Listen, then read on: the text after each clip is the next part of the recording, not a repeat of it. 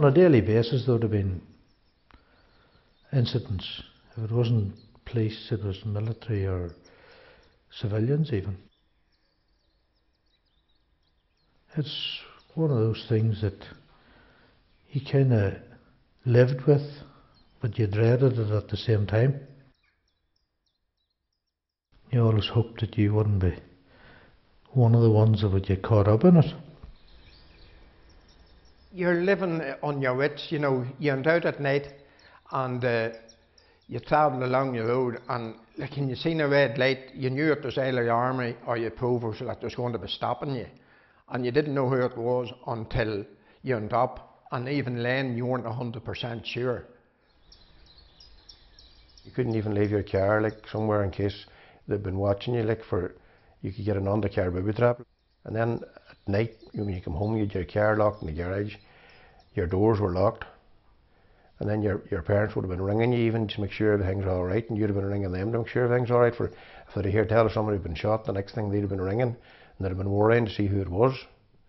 And the whole thing was just a complete nightmare. There was bombs in the villages. There was one down outside Hanover. There was one up at the police station. There's just been so many. We moved out of the area because my father was having nightmares and stuff, so we got out down the country a bit more. You weren't any safer, like, but you felt a wee bit. If they really wanted to get you, they'd get you wherever, if you know what I mean. Well, the term ethnic cleansing is a big term, and you think of places like Rwanda and other places like that.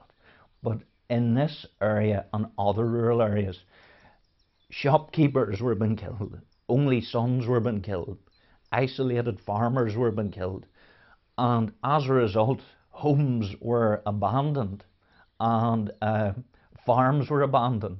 So it's a big term to use, but there's no other word for it.